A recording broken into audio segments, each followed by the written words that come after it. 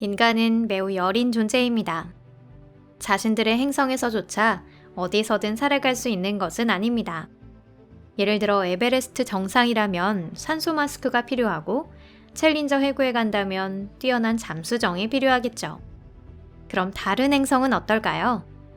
예를 들어 금성에서는 우주복을 입어도 분명 도움이 되지 않을 겁니다. 이 행성의 표면은 2시간 이상 가동할 수 있는 기기가 없을 정도로 가혹한 환경이기 때문이죠. 여러분 안녕하세요. 하지만 이런 금성조차 휴양지로 느껴지는 행성이 존재합니다. 여러분, 이곳은 토픽입니다. 이번에는 바로 그런 행성 몇 개를 선정해서 여러분께 소개해 드리도록 하겠습니다. 흥미가 생기셨나요? 그럼 시작해보죠.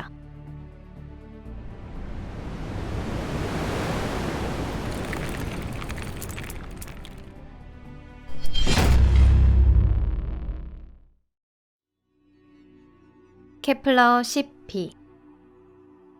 케플러 10b는 태양과 동일한 스펙트럼형으로 분류되는 항성 케플러 10 주위를 공전하고 있는 행성입니다. 이 별은 지구에서 볼 때 용자리 방향으로 608광년 거리에 있는데요. 이론상 이 항성계에는 지구와 비슷한 행성이 존재할 수 있지만 케플러 10b는 그와는 분명히 다른 유형의 행성입니다. 케플러 10b는 주성 바로 옆에 있기 때문에 주성을 향해 항상 같은 면을 향하고 있습니다. 낮 쪽의 온도는 1500도 이상에 달합니다. 즉, 이 행성에는 녹은 쇠의 바다가 존재하고 공기 중에는 납 등의 저융점 합금으로 된 증기가 떠돌고 있을 가능성이 높습니다. 행성이라기보다 거의 용광로에 가깝죠. 흥미롭게도 케플러 10b는 이른바 철 행성으로 분류됩니다. 철 행성은 거대한 금속 핵을 가지고 있으며 맨틀층이 매우 얇은 천체를 말합니다. 태양계에서는 수성이 이에 해당합니다.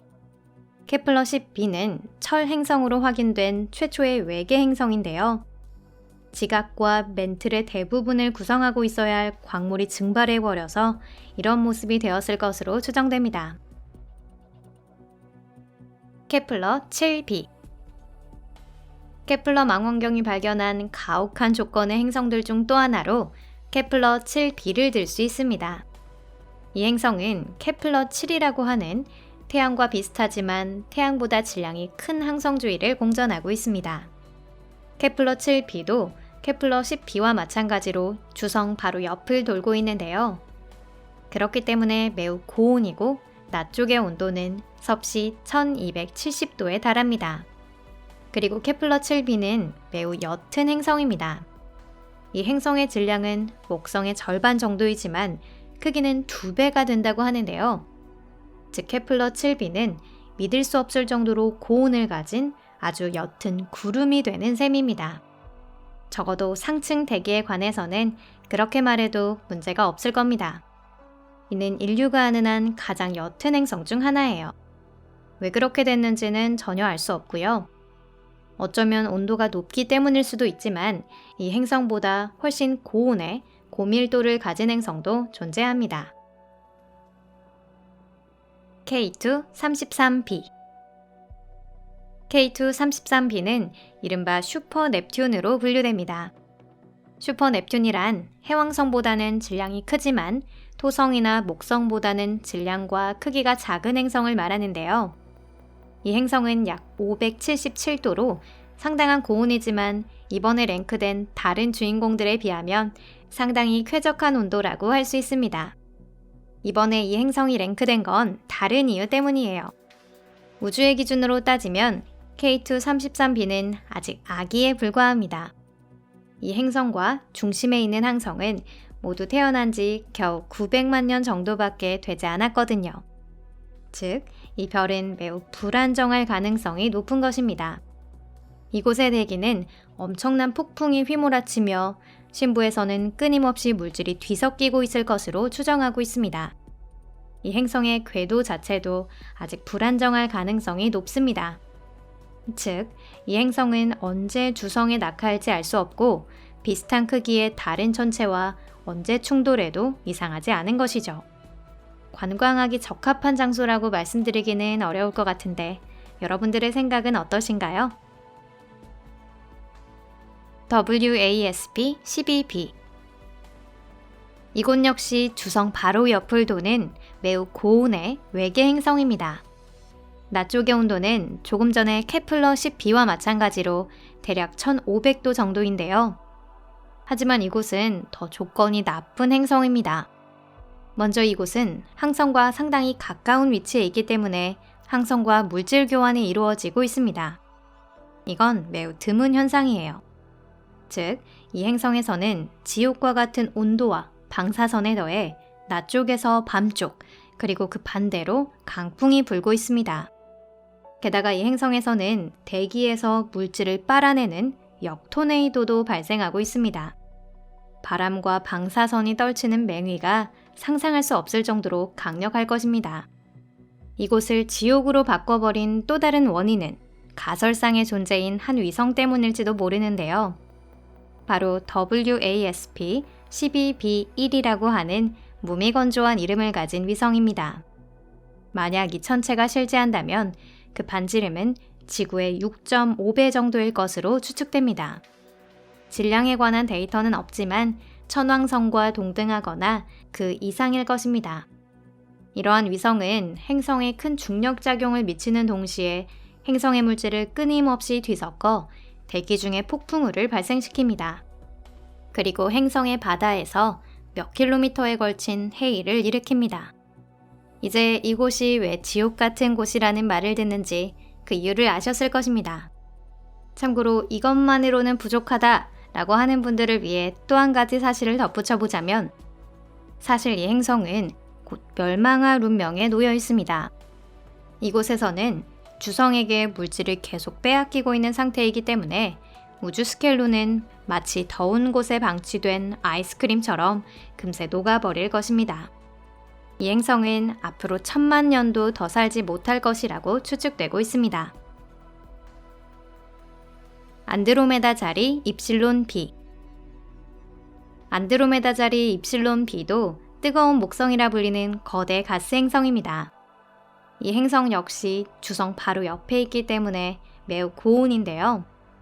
이번에 랭크된 다른 대부분의 행성들과 마찬가지로 그 대기가 철을 녹일 수도 있습니다. 하지만 이런 유형의 행성 중에서는 전형적이지 않고 오히려 비정상에 가깝다고 볼 수 있습니다. 주성과 한없이 가까운 위치에 있는 다른 행성들과 마찬가지로 안드로메다 자리 입실론 B는 주성의 항상 같은 면을 향하고 있습니다. 이 거대 행성의 한쪽 방구에서는 영원한 낮이, 다른 쪽 방구에서는 영원한 밤이 이어지고 있습니다. 이런 행성의 경우 낮 쪽이 밤 쪽보다 훨씬 고온일 것이라는 점을 충분히 예상해 볼 수 있습니다.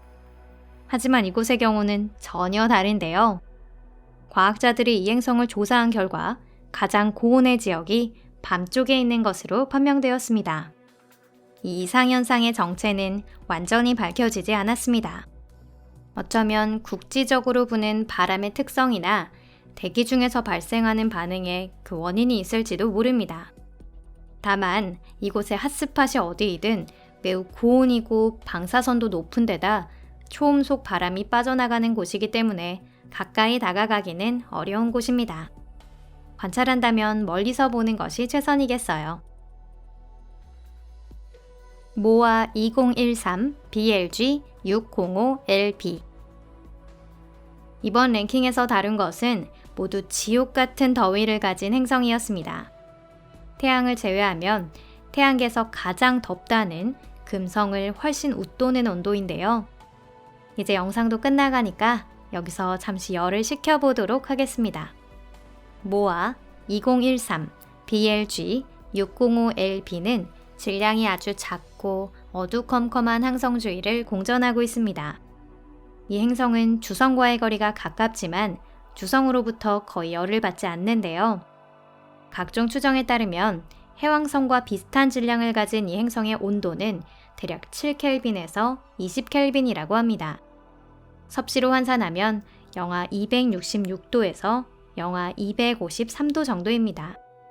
이곳은 인류가 아는 한 가장 추운 외계 행성 중 하나입니다. 이 행성과 맞먹을 만한 천체는 섭씨 영하 223도인 오글 2005 BLG 390LB 등 손에 꼽을 정도밖에 되지 않습니다.